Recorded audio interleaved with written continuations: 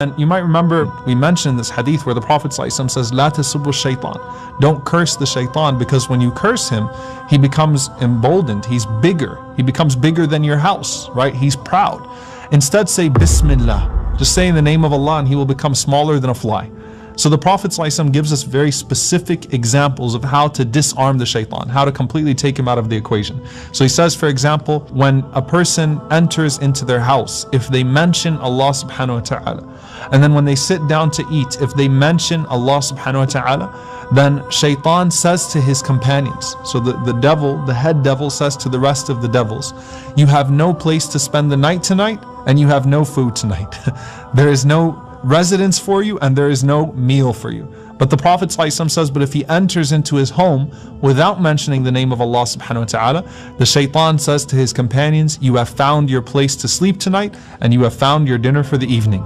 Rasulullah ﷺ mentioned that when we become intimate with our spouses, he said, when one of you is about to become intimate, say Bismillah, Allahumma jannibna shaytan wa jannib shaytana ma razaqtana, which is in the name of Allah, O Allah, protect us from the shaitan and prevent the shaitan from approaching our offspring. SubhanAllah, I mean, you're thinking about this even as you're about to become intimate with your spouse. You talk about being aware of the shaitan's plan and so on and so forth. The Prophet ﷺ said, if you make that dua, if you were to have a child as a result of that particular moment or that particular encounter, the Prophet ﷺ says, La yadurruhu shaitan, the shaitan would not be able to harm that child. So by you saying Bismillah and invoking Allah subhanahu wa ta'ala before even your intimacy, shaitan loses any share in your offspring. And you know, if we take it beyond Bismillah, and I know that this is a common thing, you know, there's this idea that if I just play, you know, the tape, well, we don't have tape recorders anymore. If I play the MP3, or if I've got, you know, Quran running in the household and it's blasting out loud, that it's going to run the shayateen away. But you have to do your own recitation. Okay, it's not enough to simply play the audio. And it's good to, I mean, you should be listening to it, but that's not enough. You need to be doing your own recitation, because it's not just about clearing the house from the shaitan. It's about purifying your tongue and purifying your heart with the recitation of the Quran, with the recitation of the name of Allah subhanahu wa ta'ala, which is why the Prophet ﷺ said about specifically Surah Al-Baqarah, for example.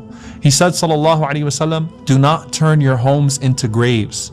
He said, indeed, the shaitan flees from the house that Surah Al-Baqarah is read in.